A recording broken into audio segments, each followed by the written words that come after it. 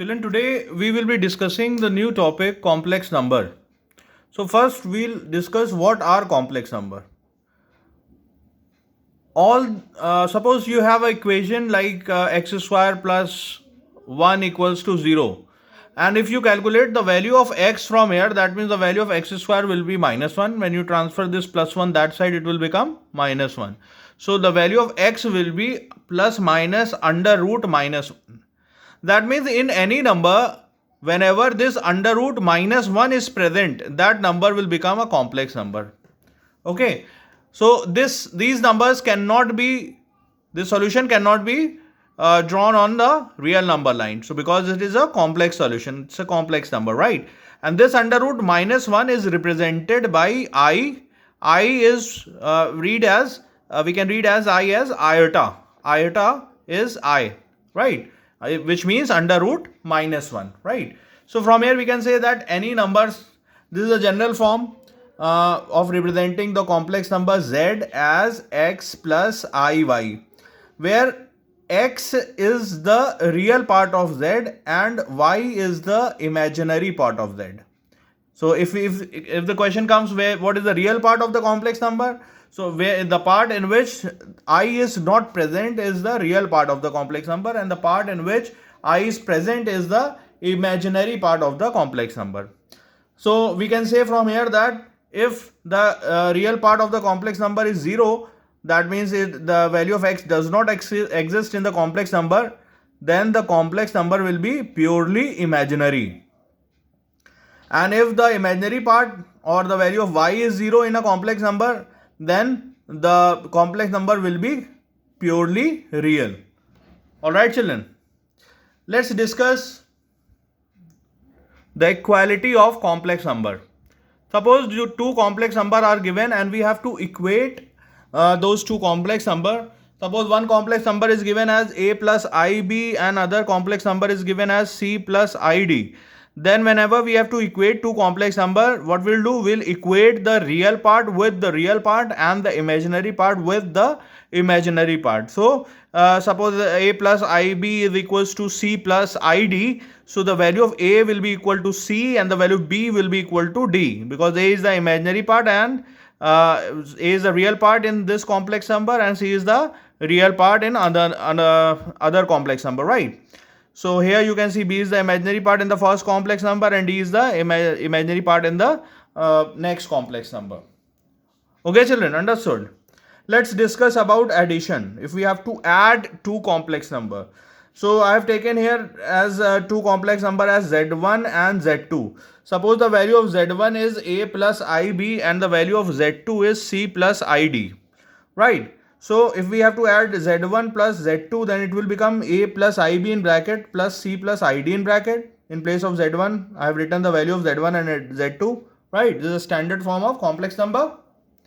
So what will happen? The real part will get added to the real part of the second complex number. So we can add all the real parts together and all the imaginary parts together. Alright children, this way we will add two or more than two complex numbers. Right children, understood? Note down please.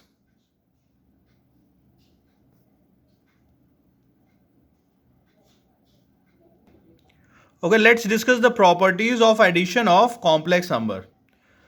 In these, first is closure property. What is closure property? Closure property states that the sum of two complex number is a complex number. That means whenever we add two or more than two complex numbers, what we'll get, the result will also be a complex number.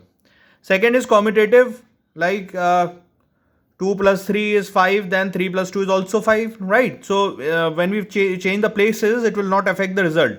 So that means if we add z1 and z2, the result will be same as z2 and z1. That means if we change the place of z2 and z1, that the result will not get changed. Okay, it will be the same. So it is commutative property. In associative, whenever we add like three complex numbers in a manner, first we are adding z1, z2, then the result is added to z3, and in the here what we'll get, we are adding second and third complex number, then after that the result is added to the first complex number. So in this case the result will be same in both the cases. The LHS and RHS will come same. That means they are it is the property of addition is an associative, right? In the addition of two or more than two complex numbers, right? Next is additive identity. What is additive identity, children? Whenever we add anything to the complex number, any number or any term to a complex number, and we get the same complex number again, that is the additive identity. That means what you're adding here. So suppose any complex number is x plus iy. So what number should be added to x plus iy to obtain x plus iy? So the additive identity for addition will be 0 plus 0i. Right, children? So this is what the additive identity is. Next is additive inverse. What is additive inverse? Whenever that means we are adding something to any complex number to obtain the additive identity. That means what term should be added to the complex number so that its additive identity to obtain its additive identity. Okay, children. So that term will be the additive inverse of the given complex number. So let the complex number is x plus iy. So what should be added to x plus iy to obtain the additive identity, which we have already calculated as 0 plus 0i. So we know that 0 plus 0i can be formed when we add x plus iy to minus x minus iy. So when both will get cancelled, we'll get the additive identity as 0 plus 0i. Alright, children, understood commutative, associative, additive identity and additive inverse. Note down the properties, please.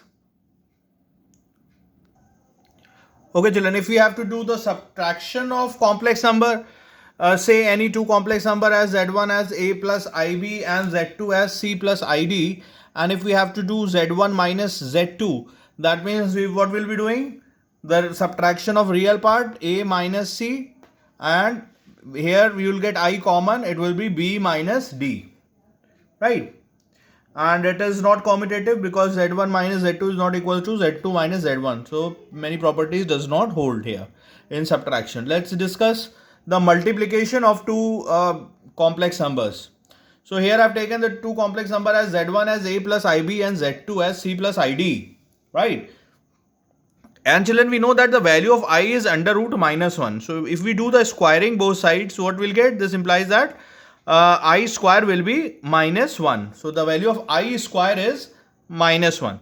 Right, here we have assumed that the numbers as a z1 into z2 if we have to do. And when we put the value of z1 and z2, it will become a plus ib into c plus id. Right, a plus ib into c plus id. So what will happen? A multiply. So these two terms when multiply will get AC minus IAD minus IBC plus I square BD. So this I square value is minus 1. When we substitute the value of I square here as minus 1, we'll get the result of the product of two complex numbers as AC minus BD in bracket plus IAD minus BC in bracket. Right, children? Here I have discussed one example in which I have taken two complex numbers as z1 equals to 3 plus 4i and z2 equals to 2 plus 3i. And if we do z1 into z2, that means what will multiply 3 plus 4i into 2 plus 3i. So what will happen, children? 3 2 is 6 and 3 3 is 9i. So here what will get? 6 plus 9i, then plus 8i plus 12i square. So this I square will be minus 1. So 6 minus 12 will be in bracket, and 9i plus 8i will be 17i. I have taken outside, right? So the result, the product of two complex number will be minus 6 plus 17i. Alright, children, note down the solution, please. Children, next we'll be studying the properties of multiplication of complex numbers.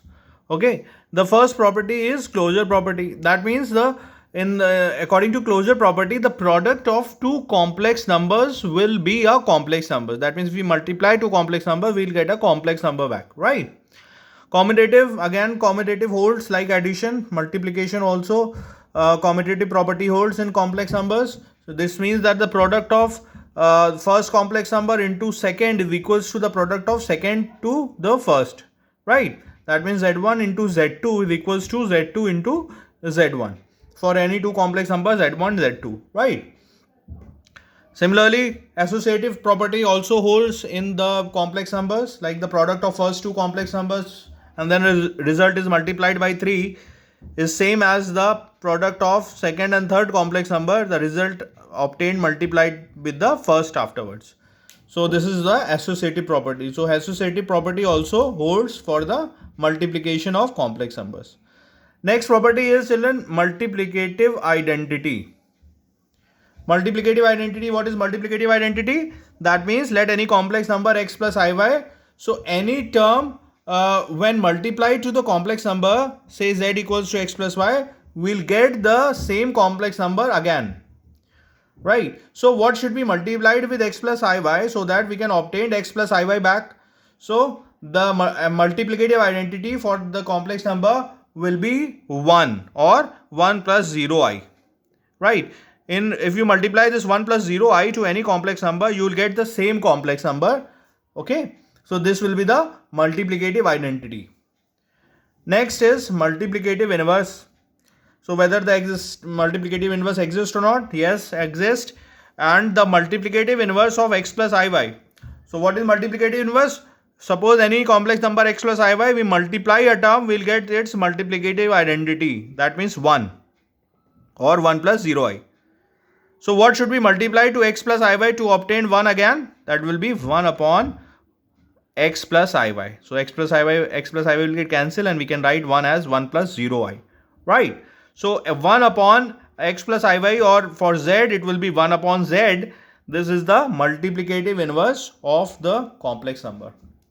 Alright children, note down please. Next is distributive property children. Distributive property states that multiplication of complex number is distributive over addition of complex numbers. So what will happen here? Suppose there are three complex numbers z1, z2 and z3, and it is written that z1 into bracket z2 plus z3. That means first we are going to add second and third complex number, and then we are multiplying the sum to the first complex number, right? So here the result will be same as if we multiply the first and second and first and third and then add both the results. So this z1 bracket z2 plus z3 can be produce the same result as z1 z2 plus z1 z3, right? So this is called distributive law, right? Children, next is division of complex numbers. So here I have taken two complex numbers z1 and z2 as 2 plus 3i and 4 plus 3i. So this is z2 children, z2, right?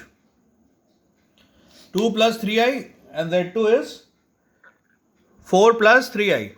So when we do z1 upon z2, it will be like 2 plus 3i upon 4 plus 3i. So what we'll do, how we'll simplify this? By multiplying with the conjugate. So when we multiply the this division z1 upon z2 with the conjugate, it will be 4 minus 3i upon 4 minus 3i. To the both numerator and denominator will multiply the same term, right? Now when this term will multiply to the numerator, what the result we'll get? 8 minus 6i plus 12i minus 9i square. And when we multiply 4 plus 3i into 4 minus 3i, so difference of square formula we apply here, and what we'll get? 16 minus 9i square. Alright. So this the value of I square is minus 1. So this minus 1 into minus 1, it will be plus 1. So denominator will get 16 plus 9.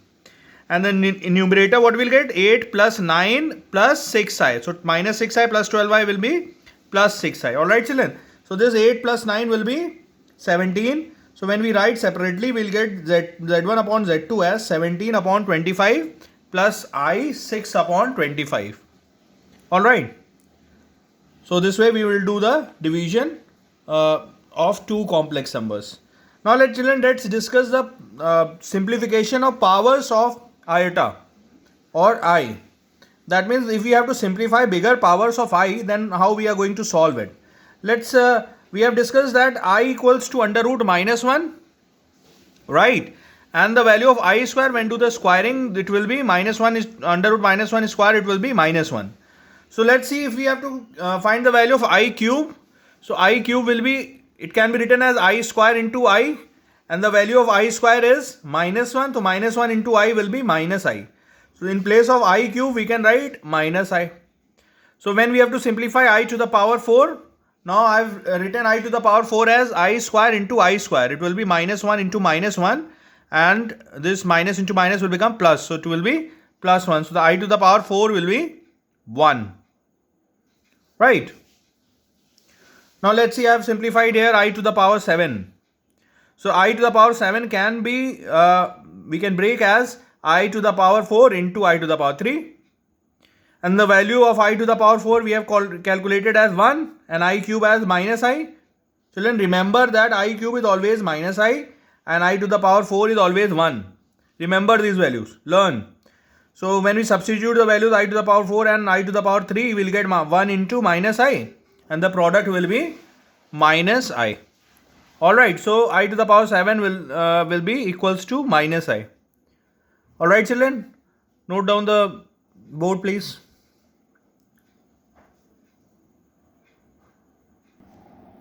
Okay children, let's see a sum in which it is given that for any complex number z, prove that real part of z is equals to z plus z bar upon 2. This z bar is the conjugate of z. Okay, let's see the solution children. Let z equals to x plus iy, comma z bar will be x minus iy. Suppose z equals to x plus iy, then the conjugate of z will be x minus iy. Right children? Let's take RHS and solve the sum. What is RHS? Z plus z bar upon 2.